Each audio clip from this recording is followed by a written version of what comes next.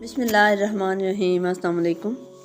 لاکھوں کروڑوں درود اسلام حضرت محمد صلی اللہ علیہ وآلہ وسلم پر ان کی آل بار۔ ویڈیو کے پہلے حصے میں آپ کو حضرت نوح علیہ السلام کے بارے میں بتایا گیا ہے۔ چلتے ہیں ویڈیو کے دوسرے حصے کی طرف۔ حضرت نوح علیہ السلام کی 950 سالہ زندگی کی تبلیغ سے دنیا کے تمام لوگوں میں سے صرف 80 اشخاص آپ پر ایمان لائے۔ سورۃ ہود آیت نمبر 40۔ یہاں تک کہ جب ہمارا حکم آ گیا اور تنور سے پانی ابلنے لگا اور ہم نے کہا اے نوح، ہر جوڑے میں سے دو کشتی پر سوار کرو اور اپنے گھر والوں کو بھی سوائے ان کے جن کی بات پہلے ہو چکی ہے، اور ان کو بھی سوار کرو جو ایمان لا چکے ہیں، اگرچہ ان کے ساتھ ایمان لانے والے بہت کم تھے۔ کشتی مسجد کوفہ میں تیار کی گئی۔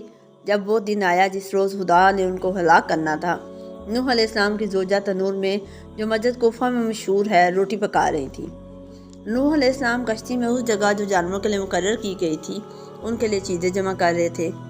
اسی دوران ان کی زوجہ نے ان کو آواز دی کہ تنور جس سے پانی ابل رہا ہے۔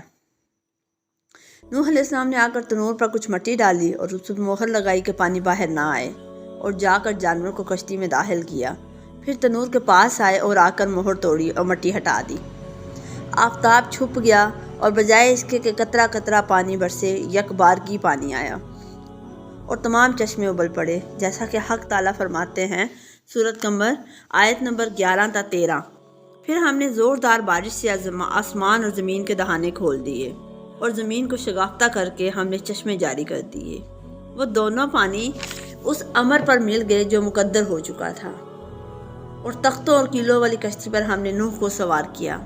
اللہ تعالیٰ نے حضرت نوح علیہ السلام سے فرمایا، کشتی میں سوار ہو جاؤ۔ کشتی کے چلنے اور رک جانے کے وقت خدا کے ساتھ نجات کی دعا کرتے رہنا یا بسم اللہ کہتے رہنا۔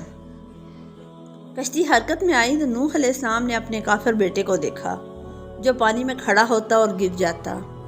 فرمایا، بیٹا ہمارے ساتھ کشتی میں سوار ہو جاؤ اور کافروں کے ساتھ مت رہو۔ اس نے کہا، یعنی جلد پہاڑ پر چڑھ جاتا ہوں اور وہاں پناہ لیتا ہوں، وہ مجھ کو پانی میں ڈوبنے سے محفوظ رکھے گا۔ نوح علیہ السلام نے فرمایا، آج خدا کے عذاب سے کوئی بچانے والا نہیں ہے مگر وہی بچ سکتا ہے جس پر خدا رحم فرمائے۔ نوح علیہ السلام نے کہا، پالنے والے، یقیناً میرا بیٹا میرے اہل سے ہے اور بے شک تیرا وعدہ سچا ہے، تو تمام حکم کرنے والوں میں سے بہتر حکم کرنے والا ہے۔ حق تعالیٰ نے فرمایا، اے نوح، وہ تمہارے اہل سے ہرگز نہیں ہے جن کی نجات کا میں نے وعدہ کیا ہے، لہٰذا مجھ سے ایسی بات کا سوال نہ کرو جس کا تم کو علم نہیں ہے۔ میں تم کو نصیحت کرتا ہوں کہ تم جاہل مت بنو۔ نوح علیہ السلام نے عرض کی، کیا خداوند، میں تجھ سے پناہ چاہتا ہوں اس بات سے کہ تجھ سے ایسی چیز کا سوال کروں جس کا مجھے علم نہ ہو۔ اگر تو مجھے نہ بخشے گا اور رحم نہ فرمائے گا تو میں نقصان اٹھانے والوں میں سے ہو جاؤں گا۔ بس خاموش ہو رہے، جیسا کہ خداوند عالم نے ان سے فرمایا۔ اسی اثناء میں ان کے درمیان موج حائل ہو گئی اور نوح علیہ السلام کا بیٹا غرق ہو گیا۔ کشتی مڑی اور اس کو موجوں نے تھپیڑا دیا، یہاں تک کہ مکہ میں پہنچی اور خانہ کعبہ کے گرد طواف کیا، کیونکہ کعبہ کے سوا تمام دنیا غرق ہو گئی تھی۔ خانہ کعبہ کو بیت العتیق اسی لیے کہتے ہیں کیونکہ وہ غرق ہونے سے محفوظ رہا۔ غرض 40 دن تک آسمان سے پانی برستا رہا اور زمین سے چشمے ابلتے رہے، یہاں تک کہ کشتی اس قدر بلند ہوئی کہ آسمان سے جا ملی۔ حضرت نوح علیہ السلام نے اپنے ہاتھ بلند کیے اور عرض کی، یا رحمان احسان کرو۔ اس وقت خدا نے زمین کو حکم دیا کہ اپنا پانی کھینچ لے، جیسا کہ قرآن مجید میں بیان ہوا ہے سورۃ ہود آیت نمبر 44۔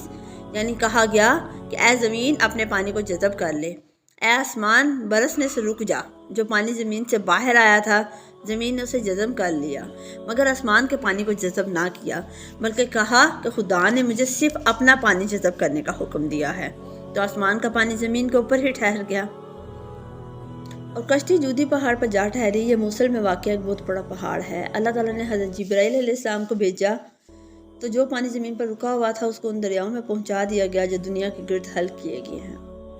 اور نوح علیہ السلام کو خدا نے وحی فرمائی، سورۃ ہود آیت نمبر 48۔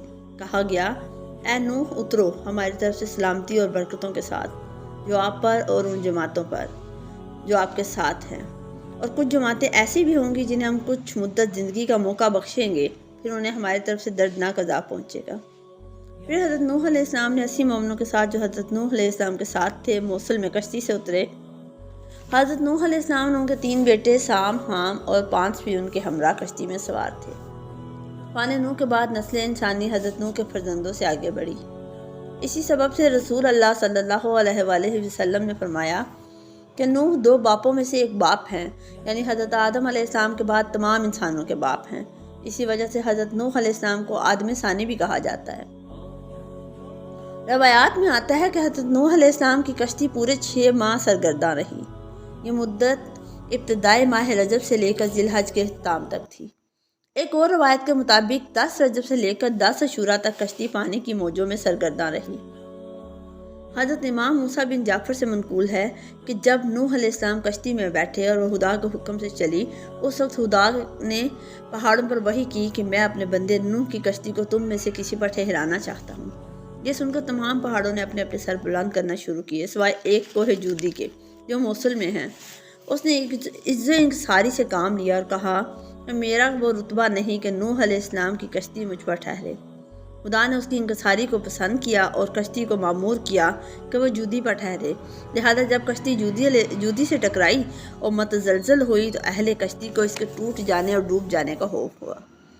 اس وقت نوح علیہ السلام نے ایک جروکے سے جو اس وقت کشتی میں تھا اپنا سر باہر نکالا اور ہاتھوں کو آسمان کی جانب بلند کیا اور کہا یا رحمان احسان فرما۔ ایک اور روایت کے مطابق حضرت نوح علیہ السلام نے رسول خدا کی آل کا واسطہ دے کر دعا کی تھی۔ حضرت امام جعفر صادق سے منقول ہے کہ نوح علیہ السلام کی عمر 2500 سال ہوئی۔ 850 سال مدفوش ہونے سے پہلے 950 سال قوم کی ہدایت کا زمانہ، 200 سال کشتی کی تیاری میں گزر گئے اور 500 سال طوفان کے بعد زندہ رہے۔ جب پانی زمین سے خشک ہوا تو شہروں کی بنیاد ڈالی اور اپنی اولاد کو اس میں آباد کیا۔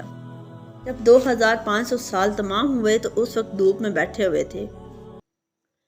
حضرت جبرائیل علیہ السلام کے ساتھ ملک الموت آپ کے پاس آئے، کہا السلام علیکم یا نبی اللہ۔ حضرت نوح علیہ السلام نے جواب دیا اور کہا یا ملک الموت کس لیے آئے ہو؟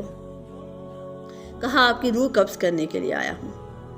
کہا اتنی مہلت دو گے کہ دھوپ سے سائے میں چلا جاؤں؟ کہا ہاں۔ بس نوح علیہ السلام سائے میں گئے اور فرمایا اے ملک الموت، دنیا میں میری زندگی کی مدت دھوپ سے سائے میں آنے کے معنی تھی، اب جو کچھ تم کو حکم دیا گیا ہے بجا لاؤ۔ ملک الموت نے حضرت نوح علیہ السلام کی روح قبض کی۔ امید ہے آپ کو ہماری ویڈیو پسند آئی ہوگی۔ ہماری ویڈیو کو لائک اور سبسکرائب ضرور کیجیے گا۔ اللہ حافظ۔